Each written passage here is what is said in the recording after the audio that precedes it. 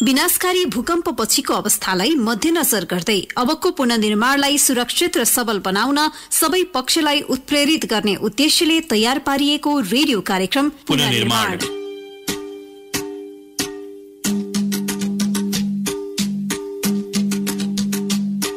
नमस्कार, कार्यक्रम पुनर्निर्माणमा तपाईलाई स्वागत छ। साथमा छौ म तेजेन्द्र काफले र म दिवा भट्टराई। भूकम्प पछिको पुनर्निर्माणलाई अझै सुरक्षित र दिगो बनाउन सचेतना फैलाउने उद्देश्यले युरोपियन युनियन नियर फेसिलिटीको सहयोगमा राष्ट्रिय पुनर्निर्माण प्राधिकरणले यो कार्यक्रम तयार पारेको हो। तपाईँ यो कार्यक्रम रेडियो कान्तिपुरबाट हरेक मंगलबार साँझ 6 बजेदेखि करिब आधा घण्टा सुन्दै आइरहनु भएको छ। तपाईले हामीलाई radiokantipuर.ekantipuर.com का साथै फुर्सदको समयमा युट्युब च्यानलमा पनि सुन्न सक्नुहुन्छ। श्रोता, अघिल्लो अंकमा हामीले राष्ट्रिय पुनर्निर्माण प्राधिकरण स्थापनाको 3 वर्ष पूरा भएको अवसरमा आगामी योजना र अहिलेसम्मको समीक्षा सहित प्रमुख कार्यकारी अधिकृत सीईओ सुशील गेवालीसँगको कुराकानी प्रस्तुत गर्यौं। साथमा धरहरा पुनर्निर्माणको शिलान्यास कार्यक्रममा प्रधानमन्त्री केपी शर्मा ओलीले दिनुभएको अभिव्यक्तिलाई समेत समेट्यौं। आजको कार्यक्रममा भूकम्प प्रभावित लाभग्राहीले पाउने सहुलियत ऋण सम्बन्धमा केन्द्रित हुनेछौं। सहुलियत ऋण प्राप्त गर्ने प्रक्रिया लगायत विषयमा नेपाल राष्ट्र बैंकका प्रवक्ता नारायण प्रसाद पौडेलसँगको कुराकानी प्रस्तुत गर्नेछौं। दुर्गम र अति दुर्गम क्षेत्रहरूलाई आइडेन्टिफाइड गरेर सम्बन्धित वाणिज्य बैंकहरूलाई हामीले चाहिँ यो ठाउँमा यो बैंक जाने भनेर एलोकेट गर्दियौं र आजको दिनमा 688 वटा ठाउँमा वाणिज्य बैंक पुगिसकेको छ। यही सन्दर्भमा तयार रेडियो रिपोर्ट पनि आजको कार्यक्रममा समेट्नेछौं। कसलाई दिने भन्ने कुराको निम्ति भूकम्प पीडित जसले अहिलेसम्म घर बनाउन सक्नु भएको छैन, ऋण चाहिँ पर्खेर बस्नु भएको छ, उहाँहरूलाई दिने।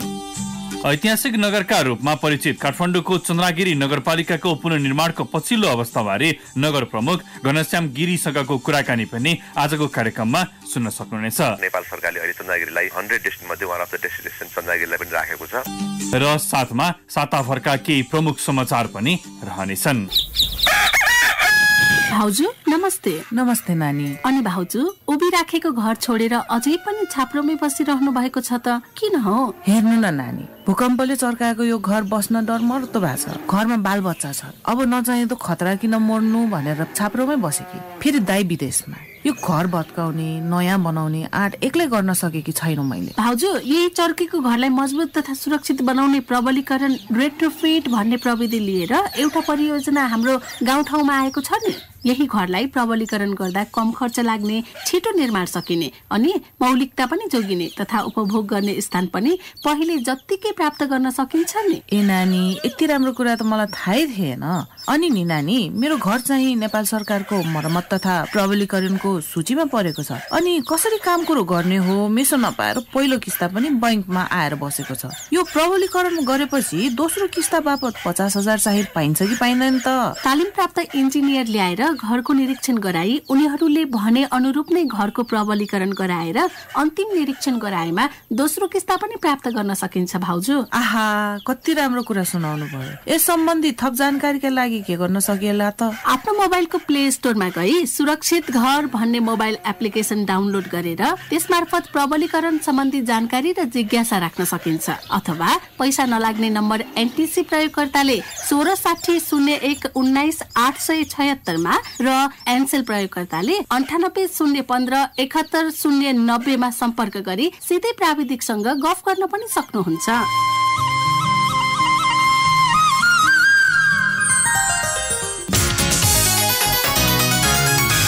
राष्ट्रिय पुनर्निर्माण प्राधिकरणले भूकम्पबाट प्रभावित गुम्बा, बिहार तथा स्तूपाहरूको संरक्षण, जीर्णोद्धार तथा पुनर्निर्माण सम्बन्धी कार्यविधि 2075 स्वीकृत गरेको छ। यससँगै भूकम्पबाट क्षति भएका गुम्बा, बिहार तथा स्तूपाहरूको पुनर्निर्माण, संरक्षण र जीर्णोद्धारका लागि बाटो खुला भएको छ।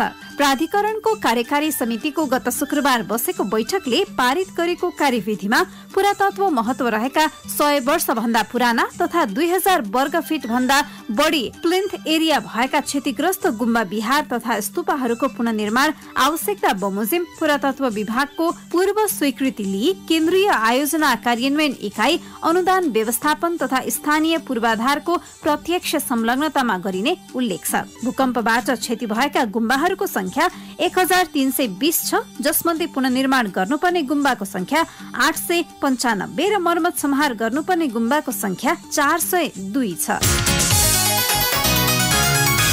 राष्ट्रिय पुनर्निर्माण प्राधिकरणले भूकम्पका कारण जोखिममा परेका दोलखाका बस्ती स्थानान्तरण सुरु गरेको छ। 2072 वैशाख 12 र 29 गते गएको भूकम्पका कारण जोखिममा परेका बस्तीहरूको गृह मन्त्रालयले सर्वेक्षण गरी अन्तिम प्रतिवेदन उपलब्ध गराएपछि प्राधिकरणले स्थानान्तरण प्रक्रिया सुरु गरेको हो।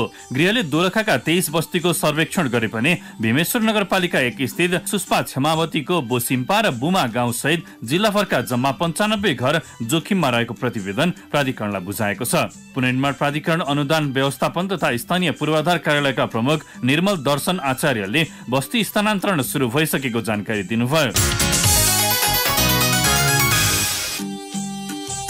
राष्ट्रिय पुनर्निर्माण प्राधिकरणसँग निजी आवास निर्माण गर्न सम्झौता गरी आर्थिक अभावका कारण हालसम्म आवास निर्माण सुरु गर्न नसकेका भूकम्प पीडितलाई लक्षित गरी सरकारले सहुलियत कर्जाका लागि ब्याज अनुदान सम्बन्धी कार्यविधि 2075 जारी गरेको छ, जस अन्तर्गत आर्थिक अभावमा हालसम्म आवास निर्माण सुरु गर्न नसकेका भूकम्प पीडित लाभग्राहीले 3 लाख रुपैयाँसम्म निर्माण कर्जा लिन सक्ने व्यवस्था छ। यस्तो कर्जाको भुक्तानी अवधि बढीमा 5 वर्षका लागि तोकिएको छ। सबै भूकम्प प्रभावित क्षेत्रमा बैंकिङ सेवाको सहज उपलब्धता नहुनु तथा बैंकहरूले कर्जा प्रवाहमा प्रभावकारी समन्वय नगरेको उनीहरूको गुनासो छ। यसै सन्दर्भमा आज हामीले राष्ट्र बैंकका प्रवक्ता नारायण प्रसाद पौडेलसँग भूकम्प पीडितलाई दिन लागि निर्माण कर्जाको प्रभावकारी कार्यान्वयन र यसमा राष्ट्र बैंकको भूमिका सम्बन्धमा कुराकानी गरेका छौं।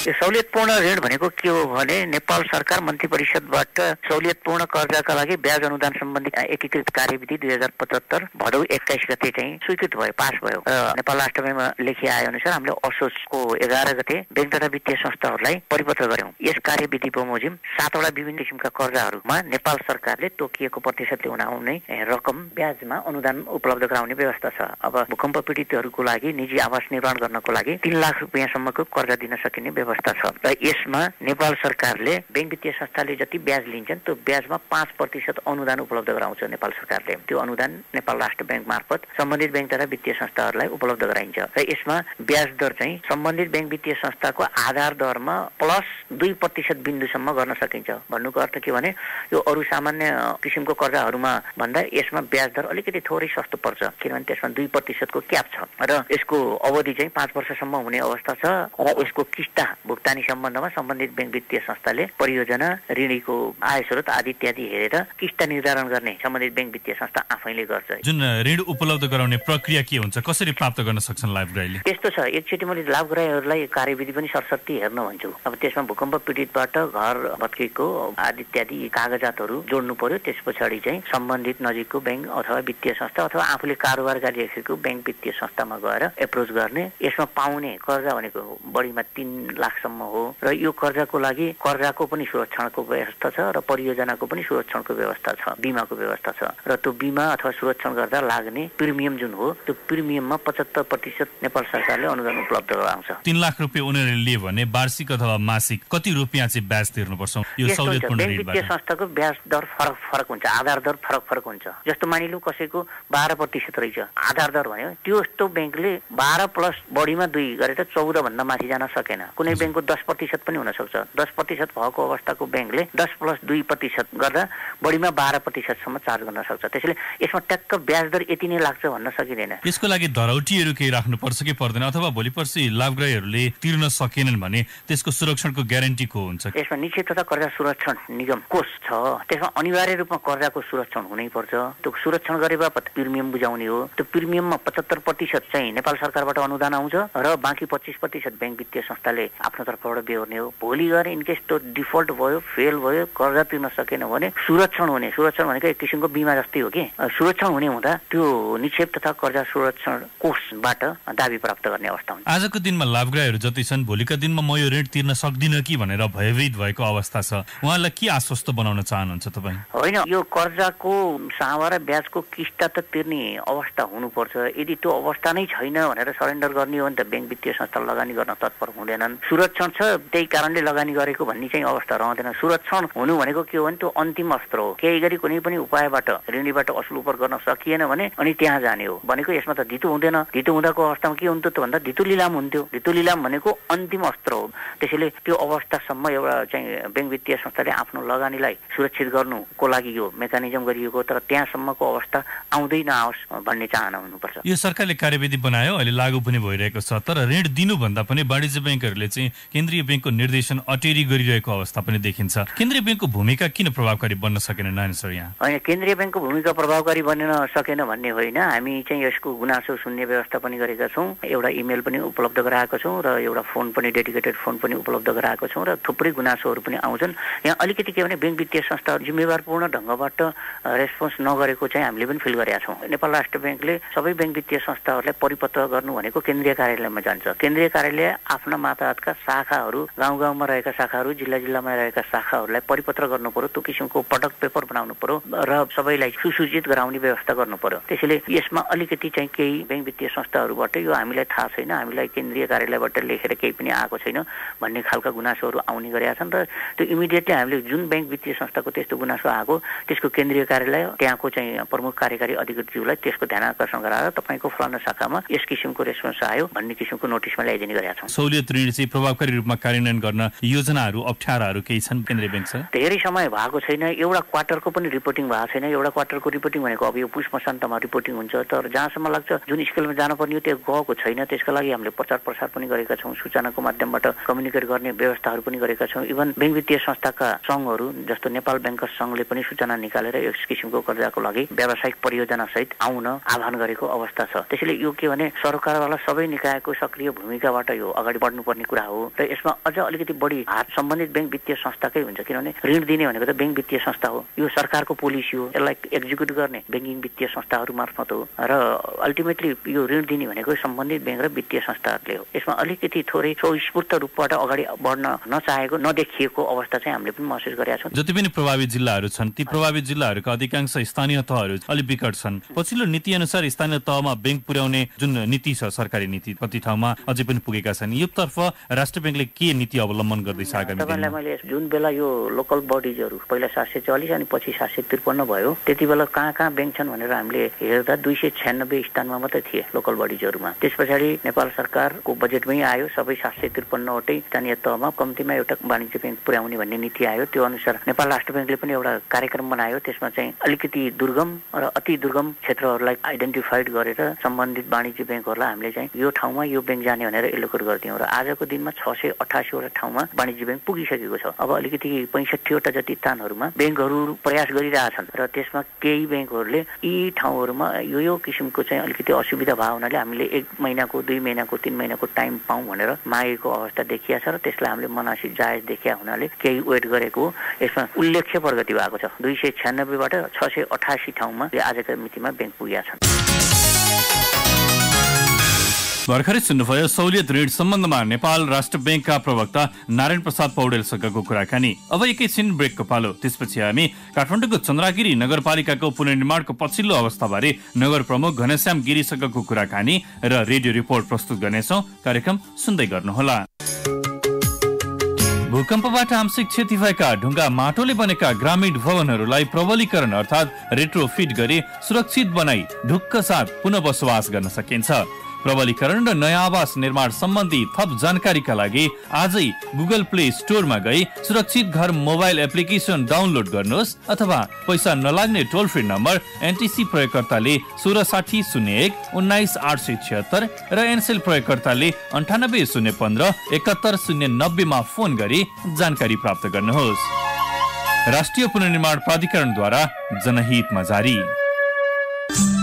पुनः स्वागत छ श्रोता कार्यक्रम पुनर्निर्माणमा। युरोपियन युनियन नयाँ फेसिलिटीको सहयोगमा राष्ट्रिय पुनर्निर्माण प्राधिकरणले तयार पारेको कार्यक्रम पुनर्निर्माण रेडियो कान्तिपुरबाट हरेक मंगलबार साँझ 6 बजेदेखि करिब आधा घण्टा प्रसारण हुँदै आएको छ। कार्यक्रमको साथमा छौं दिवा भट्टराई अनि म तेजेन्द्र काफ्ले। मन्दिर नै मन्दिरको सहर भनेर चिनिने काठमाडौँ उपत्यका समेत 2072 को गोर्खा भूकम्पले निकै प्रभावित भयो। यद्यपि भूकम्पले भत्किएका थुप्रै भौतिक संरचनाहरू अहिले कतै पुनर्निर्माणको क्रममा छन् त कतै पुनर्निर्माण भइसकेका छन्। निजी आवास पुनर्निर्माण पनि जारी छ।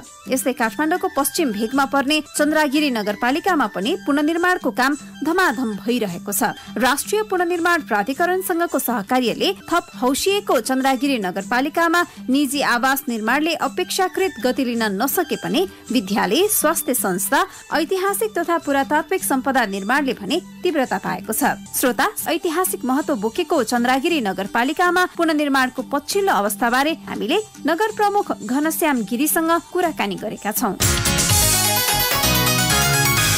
हाम्रो यो नगरपालिकामा चाहिँ लगभग 5500 वटा घरहरूको चाहिँ क्षतिपूर्ति दिनु देखिन्छ। त्यसको किस्ता प्राप्त गर्ने 955 मात्रै हुनुहुन्छ। धेरै नै हाम्रो त्यसमा रकम पाउनुपर्ने रकम बाँकी देखिन्छ। जसले हामीले त्यसलाई सहजीकरण गरेको छ नगरपालिकाले। हामीले भूकम्प पीडितहरूलाई चाहिँ नक्सा डिजाइन गर्नु पर्यो भने हामीले नक्सा फ्री गरिदिएको छ। उहाँलाई जुन ठाउँमा जग्गामा घर बनाउनु भएको थियो त्यही ठाउँमा नै घर बनाउनलाई हामीले स्वीकृति दिएका छौँ, जोडिएर भए पनि। र सेटब्याक पनि साबिक बमोजिम नै गर्न दिएको छौँ हामीले। नगरपालिकाले साबिक बमोजिम परापूर्वकालदेखि बसिआएको छ भने उहाँहरूलाई 11 जना 7,000 को सरजमिन वडा समितिको निर्णय, कार्यपालिकाको निर्णयबाट उहाँहरूलाई चाहिँ त्यस घर बनाउन हामी सिफारिस गरेका छौँ। विभिन्न आफ्नो आफन्तहरूको नातागोताहरूको मिल्नुपर्ने ठाउँ पनि उहाँले हामीले हरसक्दर सहजीकरण गरेका छौँ। प्राधिकरण र हाम्रो नगरपालिकाको एउटा एमओयू भएको छ। त्यो एमओयूबाट चाहिँ अब केही अधिकारहरू र केही प्राविधिकहरू पनि हाम्रो नगरपालिकाले उपलब्ध हुने क्रममा छ। वडामा नै हामीले सम्बन्धित इन्जिनियरहरूलाई हामीले खटाइदिएका छौँ अहिले भर्खरै। अब त्यो इन्जिनियरहरू मार्फत लाभग्राहीहरू क्रमिक ढङ्गले सेवा प्राप्त हुन्छन् भने हामीले अपेक्षा गरेको छ। यद्यपि भूकम्पको चाहिँ अब समस्या के भयो भने अब यी सुरुमा विभिन्न नियमहरू हुँदाखेरि त्यो नियम अनुसारबाट घर बनाउन नसक्ने कारणले गर्दाखेरि धेरै जसो भूकम्प पीडित लाभग्राहीहरूले चाहिँ आफ्नो ढङ्गले घरहरू निर्माण गरिसक्नु भएको अवस्था देखिन्छ। ती बनाएको घरहरूलाई पनि हामीले नक्सा बनाइदिएर अभिलेखीकरण गरिदिने कामहरू हामीले गरिदिएका छौँ। यद्यपि यी कुराहरूलाई चाहिँ अब प्राधिकरणले सहजीकरण गर्नुपर्छ भन्ने हाम्रो लाग्छ। यहाँले भन्नुभयो कि लाभग्राहीहरूले रकम किस्ता बुझ्न धेरैले बाँकी छ, कारण के रह्यो? सुरुमा चाहिँ कस्तो अवस्था रह्यो भने पुनर्प्राधिकरणको विभिन्न चरणहरू पार गर्नुपर्ने र यी नियम कानुनहरूले विभिन्न बाँधिनुपर्ने अवस्था गर्दाखेरि उहाँहरूले छिटो त्यो प्राप्त गर्न सक्नु भएन। अहिले सहज छ त्यो प्रक्रिया? अब सहज त त्यति साह्रो भइसकेको छैन। अब भर्खर हामीले एमओयू गरेका छौँ नगरपालिका र पुनर्प्राधिकरणको बीचमा, हैन? चन्द्रागिरीमा क्षति चाहिँ कति हो घनश्यामजी नगरपालिकामा? 5500 चाहिँ त्यो पूर्ण रूपले क्षति घरहरू, हैन? घरहरू। यही आर्थिक वर्षभित्रमा निजी आवास सम्पन्न गर्ने पुनर्निर्माण प्राधिकरणको लक्ष्य उन्मुख तपाईँको नगरपालिका छ कि छैन? अब अहिले भर्खरै अब त्यो एमओयू भएको 15-20 दिन मात्रै भएको छ, हैन? अब त्यस अनुसारबाट प्राविधिकहरू खटेर आउनु भएको छ। प्राविधिकहरूले हामीले समेत वडाहरूमा खटाइसकेका छौँ र केही कुराहरूमा जसरी हिजो प्राधिकरणले विभिन्न नियमहरू मापदण्ड अनुसार नमिलेको, जग्गा लालप्रदन नभएको अथवा चाहिँ त्यसमा चाहिँ घर जोडेर नपाइने, सेटब्याकहरू नपुगेको जुन उहाँहरूको शारीरिक मापदण्डहरू थियो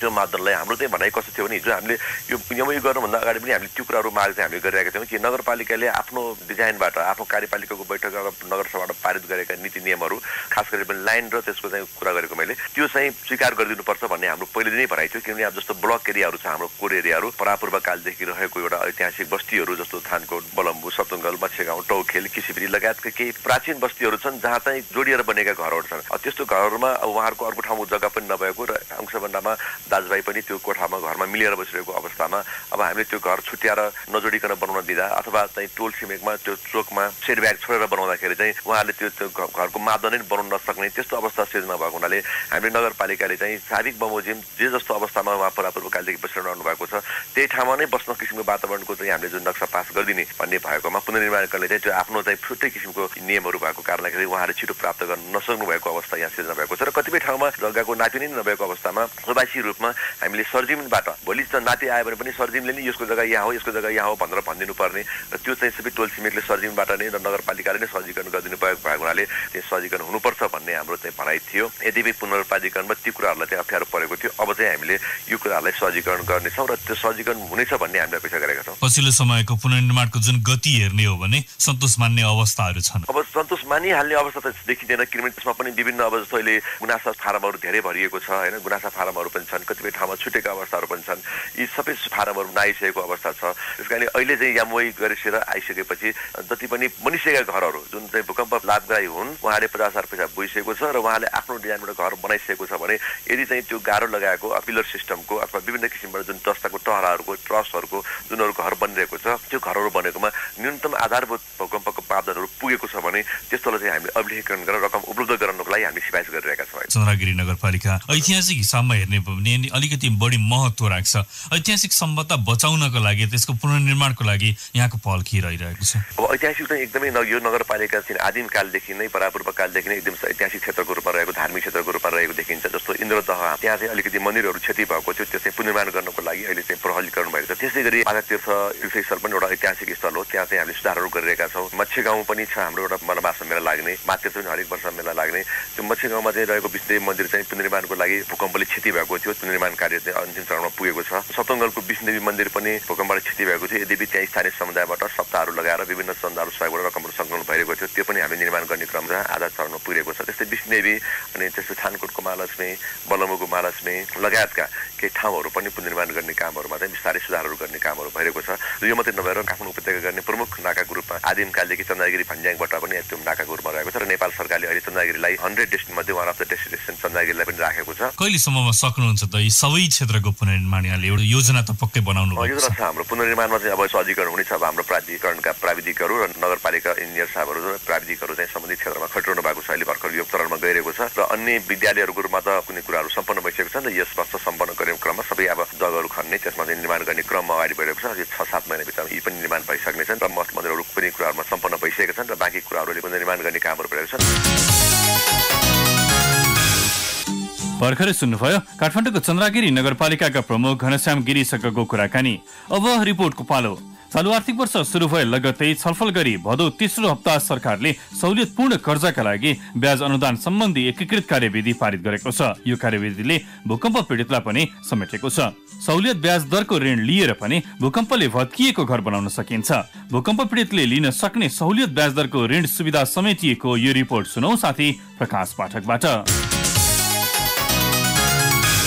यही ब्याङ्कमा यसो बुझौँ भनेर आएको चाहिँ अब यहाँ कागजपत्र चाहिँ लिएर आएको छ अनि यसो बुझ्न आएको। कर्जा अर्थात् ऋण लिन चासो बढेको छ। सरकारले दिने भनेको सहुलियत ऋणबारे सोधीखोजी गर्दै भूकम्प पीडित पनि नजिकको बैंक तथा वित्तीय संस्था पुग्न थालेका छन्। भूकम्पको केन्द्रबिन्दु गोर्खाको बारपाकबाटै अघिल्लो शनिबार नै सहुलियत ब्याज दरको ऋण वितरणको काम समेत सुरु भइसकेको छ। बैंकर एसोसिएसनका कार्यकारी निर्देशक अनिल शर्माले पहिला केही समस्या भए पनि अहिलेको व्यवस्था कार्यान्वयन सहज भएको बताउनु भयो। अब चाहिँ सरकारले के भनेछ भन्दा चाहिँ त्यो सबै ऋणको चाहिँ इन्सुरेन्स गर्ने, इन्सुरेन्सको प्रिमियममा चाहिँ 75% सरकारले बेहोर्ने, 25% बैंकहरूले बेहोर्ने भनेर भनेछन्। र भोलि केही कारणवश कसैले ऋण लिएर तिर्न सकेन भने पनि इन्सुरेन्स भएको हुनाले त्यो ऋण चाहिँ डुब्दैन। किनभने बैंकले पनि लगानी गर्ने हो, जनताकै जमारे पैसा लगाएर लोन दिने हो, त्यो ऋण डुब्नु हुँदैन भन्ने तपाईँहरू सुनिश्चित हुनु पर्यो। पहिला त्यो भएको छैन, अहिले त्यो भयो। सरकारले हालै जारी गरेको सहुलियतपूर्ण कर्जाका लागि ब्याज अनुदान सम्बन्धी एकीकृत कार्यविधि 2075ले